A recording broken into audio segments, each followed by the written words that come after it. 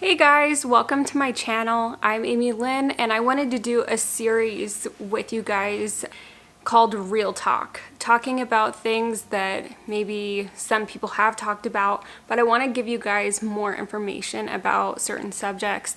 The first one being how to become a makeup artist and the pros and cons of that. So if you guys would like to learn about how to become a makeup artist and the pros and cons of that, please keep on watching.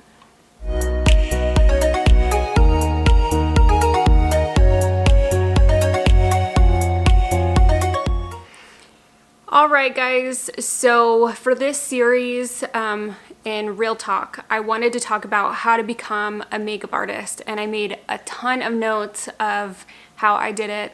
I went to school to become a makeup artist about 5 years ago, but that's not where I started. So I started freelancing and learning on YouTube and from other people that I knew that had experience. So I think that you can definitely do it that way. But I kind of wanted to get in depth and talk to you guys more about the schooling process, if it's necessary, and maybe some other avenues that you could potentially follow that wouldn't be so expensive, or if you're not too sure if you want to get into that profession, maybe some different options for you to kind of test the waters before you dedicate yourself to schooling. So the first thing that I wanted to talk about is considering the sacrifices that you're gonna make when you become a makeup artist. So I think you kind of have to weigh your options if you want to become a full-time freelance artist, or if you're gonna have a job on the side and make, you know, being a makeup artist your side gig. Keep in mind that making makeup artistry your side gig, it takes a lot longer to get your name out there. So keep that in mind while we're kind of talking about the sacrifices that you will make, especially when you first start doing makeup. So I kind of wrote some notes down on my notepad, so I'm going to kind of be reading off of that and elaborating more on some details about the things that I went through, as well as some of my fellow makeup artists went through. So the first thing that I would like you guys to consider is your location. So where do you want to freelance? Is it in a big city? Is it in a smaller town? I think that considering your location is such a big deal when you're starting to do makeup, because you need to have the market for it. You need to make sure that that your area isn't already super saturated with makeup artists and people that have already been established. I'm not saying that if your town is already saturated with makeup artists that you can't do it, because you totally can. I'm just saying consider what you're going to have to go through to kind of get that exposure. So really making sure that there's a demand for makeup artists in your area is an important thing. Of course, you can get a job at, you know, a makeup counter or a makeup store and kind of get exposure that way, or experience that way. That would be good also. But the second thing that I want you to consider is your return. So how much are you going to put out, and how quickly are you going to regenerate what you put out? So when you invest in your freelance business, you have to understand that when you first become a freelance artist, you are doing free work. And sometimes you're doing free work for a couple years.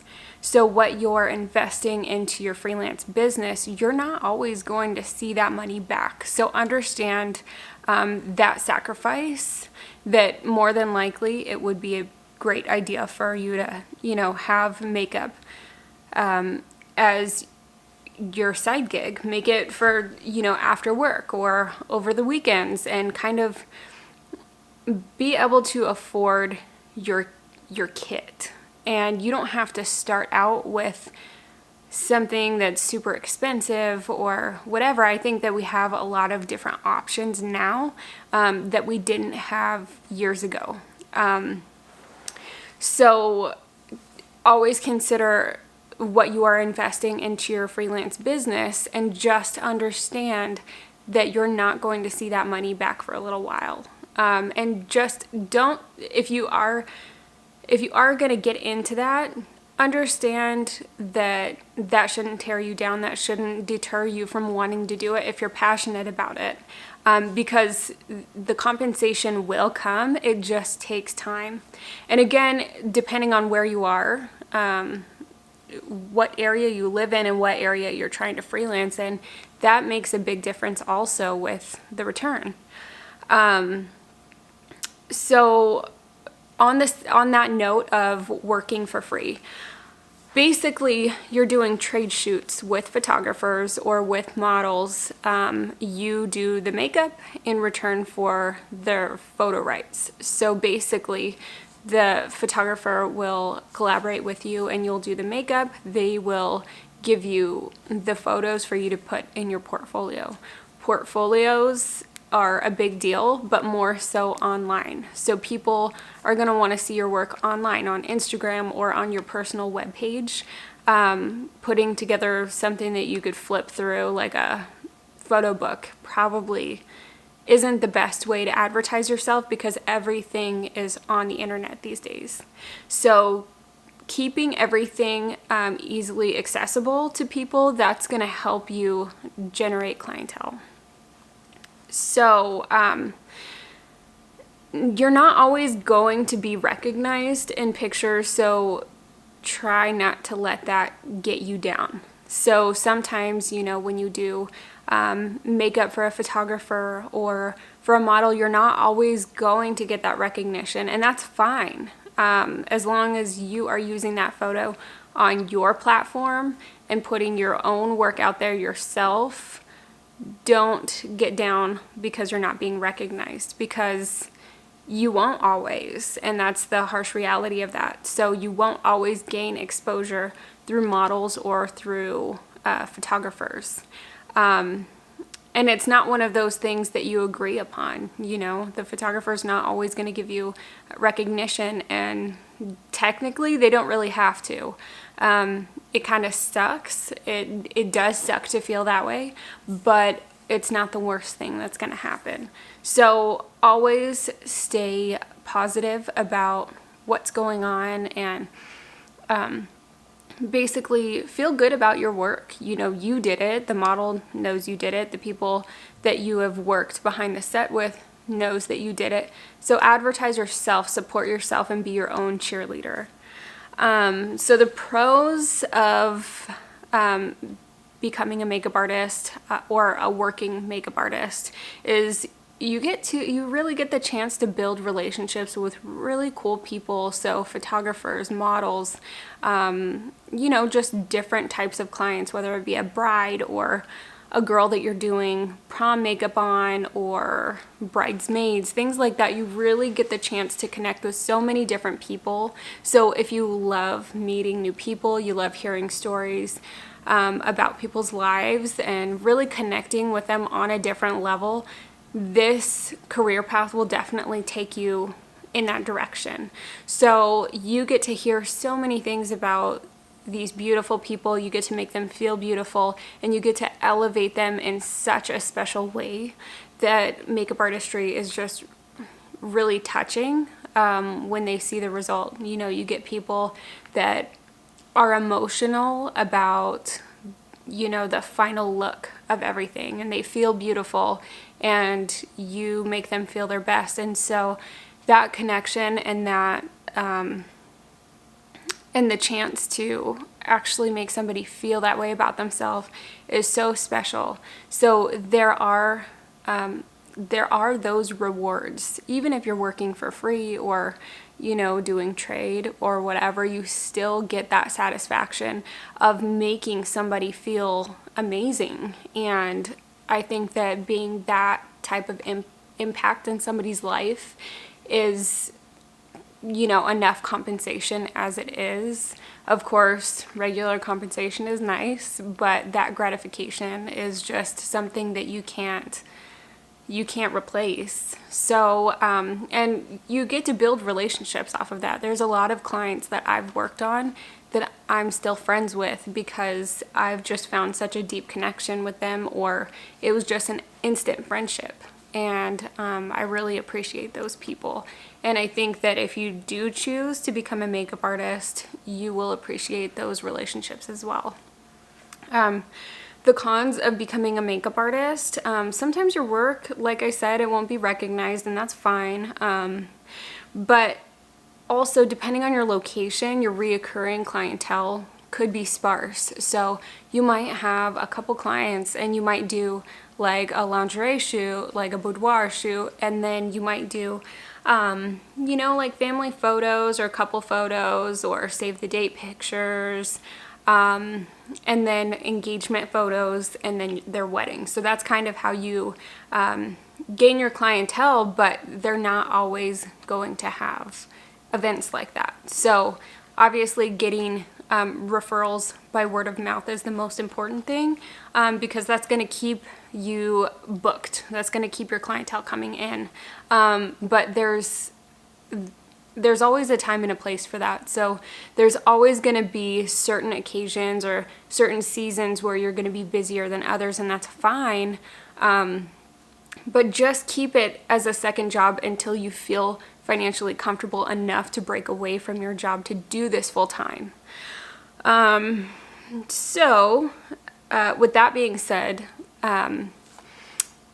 when you start to break away and do it as a full-time job, just know that whatever name you decide to label your freelance business as, once you do it full-time, and that is your main way of compensation, or that's your main way of income, then technically, whichever state you live in, it could be different, but here in Nevada, you actually have to go down and apply for a small business license, and that can be very expensive. So I know when I looked into getting my small business license to kind of trademark my name, I believe it was about $1,000 just for that trademark, so that nobody else could take the name of my small business.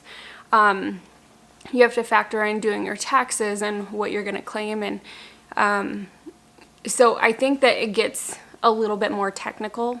But if you're only doing it freelance, that's not your main source of income. Things like that, I never really counted that on my taxes. I know that's something that people don't really talk about, but if you're just doing it for side money, then that's not your main source of income. You don't meet that bracket that you would pay into taxes for. But like I was saying, if it becomes your main source of income and you meet that tax bracket, then you do have to go through and do your taxes just like a small business owner. So keep that in mind. So if you don't want to get into that right away, work for MAC, work for any makeup counter. I think they might get some experience at Ulta, or work for Sephora. I was a Sephora artist for 2 years, a little over 2 years, and you really do learn a lot. Your peers teach you their techniques, you teach them your techniques, and it's just so much support and help with different types of techniques and how you can do different things. And it's just an amazing group to be a part of, because you can really grow if you want to. So starting out at a store, they're going to teach you the things that you need to know to do makeup. And so if you want to start off just freelancing and you don't want to go to school yet, go work for a counter and get your experience that way. You're going to be exposed to your clients, so you might even be able to book clients from being with that store.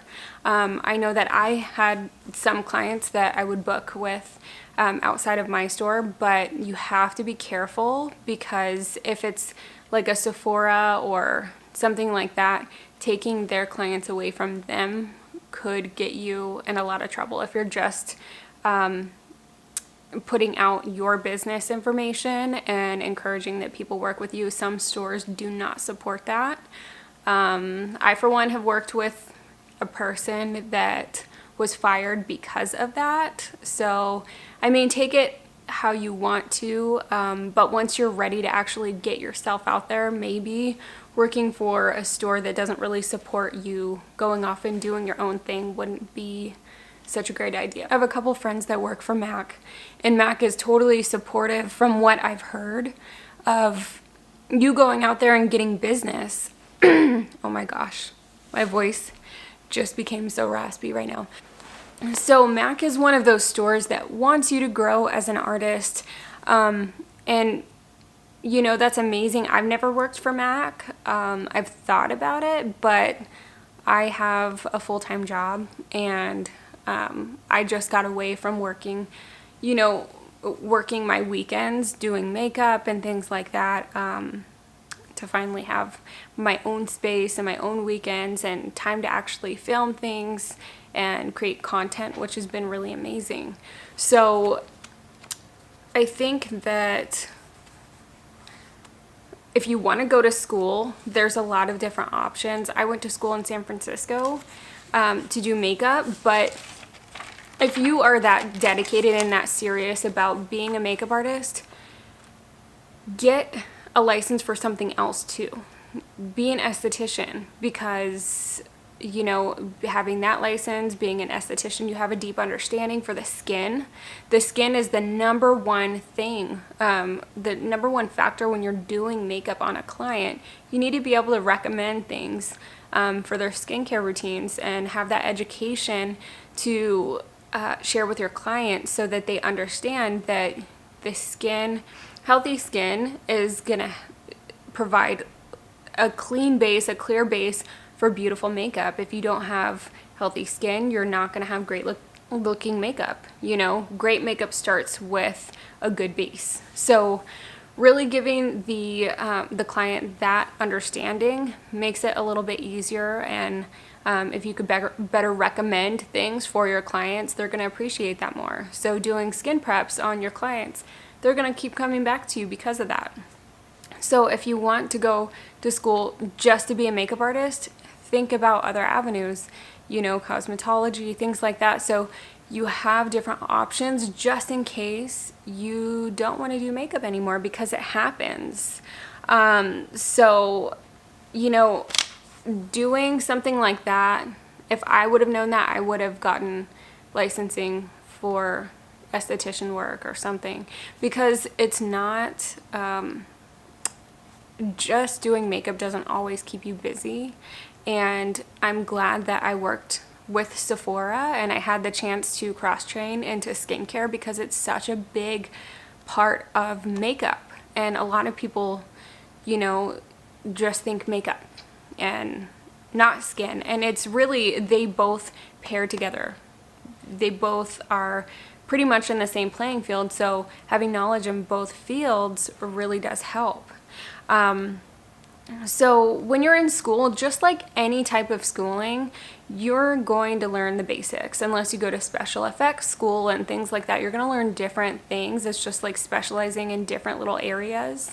But the majority of your knowledge is going to come when you're working in the field, because in school you're not going to have the chance to work on every eye shape, every face shape, every skin type, every skin undertone or whatever. You're not going to have that available to you. It's going to happen when you're out there.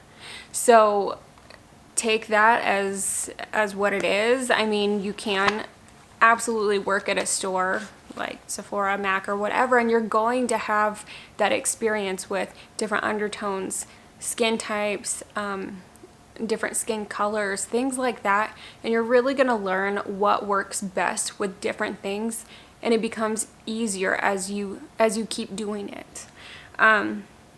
So, I mean, regardless of all of that information, if you want something bad enough, do it. Because living your dream is really what life is about. So if you want to connect with clients and you want to make them feel beautiful and you want to elevate your makeup skills, do it, you know? And if you're not sure that you want to do that for the rest of your life, do makeup on the side and do something else too, because you can do whatever you want. You can work so many different places, and that's the beauty of it, is that, you know, if you're still figuring out what you want to do in your life, but you are interested in that, give it a chance. You know, what's the worst thing that's going to happen? You're not going to like it, cool, and then move on, you know. But even then, even if you do decide to move on, or you're not interested in it anymore, you just don't like the client experience that you get, you still have knowledge. And education is everything. Education gives you so much power and so much experience that it just makes you a better person, especially when you get the chance to work with other people. So, I mean, with that being said, that's just kind of my opinion. So that's just kind of like an unbiased, generalized opinion about makeup artistry. So with that, you can decide, do I want to do this? Do I not want to do this? You know, just keep in mind that establishing your prices when you do start to charge, that's a hard thing. You'll lose clients, you'll gain clients. It's really just a catch-22. So keep everything in mind, you know, shuffle that around, and I hope this information really helped you to kind of determine if you want to do it or not. But like I said, if you want to go to school for makeup artistry, do something else with it. Esthetician work, cosmetology, whatever, because you learned some of those skills already, and then freelance in the meantime. So, all right, guys, I hope that was good information for you. I hope that made sense. I tried to go in chronological order so that this information wasn't too jumbled. So stay tuned for more things in my Real Talk series, because I have a lot of stuff that I'd like to talk about, whether it be makeup or lifestyle stuff or career paths, things like that. I really want to connect with different people on YouTube, whether people watch me or not. I want to get information out there because I think that it's important. So if you guys like videos like this, please give it a thumbs up. Consider subscribing to my channel, because I'm actually working on a lot more content for you guys. I just got a new setup, so I'm hoping that this microphone is actually working right now, because I've never used a microphone, and I was recommended some things by some photographers that I know. So hopefully you can hear me right now, and hopefully this is actually working. So if you guys liked this, again, please consider subscribing. I would really appreciate it. And I will see you on the next one.